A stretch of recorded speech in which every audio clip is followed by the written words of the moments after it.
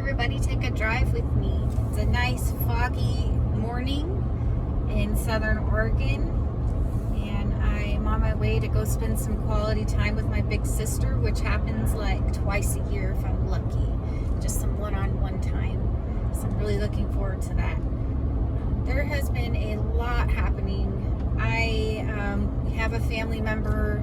His back is totally out, and he's been in the hospital for 2 weeks now, waiting to get a surgery, and they just keep messing up with the schedule and so many miscommunications. It's really frustrating, but so there's a family member in the hospital, and I need a stent in my ureter because I have I can't remember what it's called, the medical term, but I have urine backing up into my kidney, my left kidney, and it's causing pain.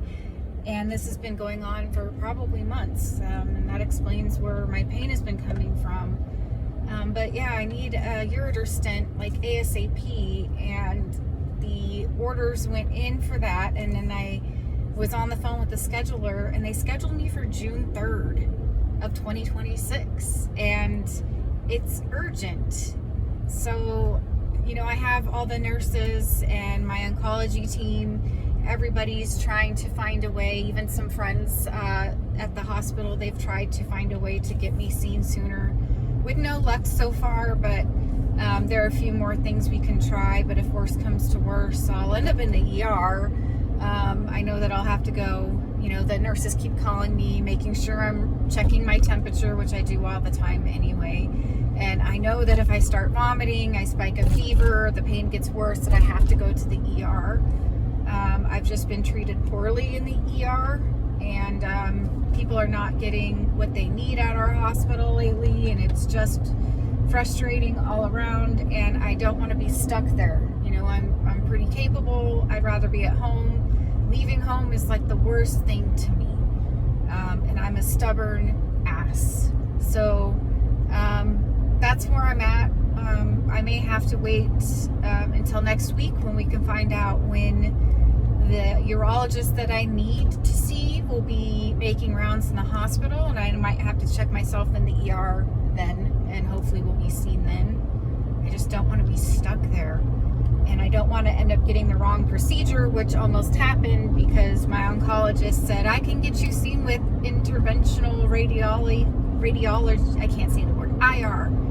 And I said, okay, that would be fine, but I'm going to need the other urologist on my team going forward. And then he said, so you're okay with the bag? And I was like, the bag? Which is basically a neph tube. I do not want that. That's an external stent and opens me up for more risky infections because my house just isn't very clean, and I have animals all over me all the time, and I just don't want to deal with an external stent. I want an internal ureter stent. And anyway, so that shut that one down. I was like, yeah, no, this is what I want and what I need.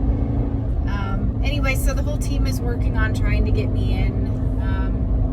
I know what I need to do if things get worse, but it is frustrating. Also, I just need to talk about this. I think people really don't understand, no matter how clear people are, how nice they say it. I have to say it now.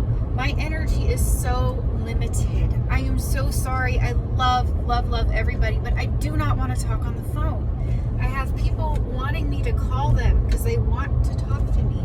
And I, number one, hate talking on the phone. I only do that for like my family and my oldest friends that are not really texters. I prefer text. I prefer messages. My energy is so limited that sometimes it's really hard for me to talk or process words that I'm hearing. It really drains me. So if you want to be in touch with me, please just message me. Please text me, but please do not pressure me into calling you or returning your call. I really just don't have the energy for that. You have to realize that people's last days, months, years, minutes, whatever it may be, once they are in that situation and they know that they're in that possible situation, or that they are indeed in that situation, the time left is for their closest loved ones. And that doesn't mean that you're not important, but it means that people need to respect that boundary. And it reminds me of about 10 years ago when my uncle was dying in the hospital. We were lucky to be able to get in there before he passed, and he was saying goodbye to all of us one by one. And as we were in his room, as he was actively dying, somebody kept freaking calling his hospital room phone. Finally, somebody answered it and shoved the phone at me. And the person on the other line, I don't even know who they were. And know that my uncle pretty much lived with my household or in his RV near us with my direct family most of my life. And I don't know who this person was. I don't remember, because we were in the moment of chaos. We were in the moment of grieving. We were in the moment of soaking up every last second we could have with my uncle as he was alive, while he was telling us things that were important to him to tell us. And somebody just insisted on telling me to tell him something. I couldn't, because I couldn't even remember anything they said. I just, and I hung up. So please respect people's boundaries. Please know that if you feel like you have something to say like that in a moment like that, it's probably not going to get through. So just say a prayer, send it out to the universe, but respect boundaries. Like, that has always bothered me for a whole decade, that somebody did that. And it's like, you took 30 seconds away from me and my uncle that I could have had, because you felt that you had words that need to be heard. I didn't hear them. So anyway, it just reminds me of that. People, please just be respectful. And the people that are my VPs know they're my VPs, and they're just so sweet. They think they're not my VPs, and I have to remind them, you are my VPs. My family knows who they are. And anyway, just, that's all I've got to say today. I'm frustrated. I am trying to get the care that I need, and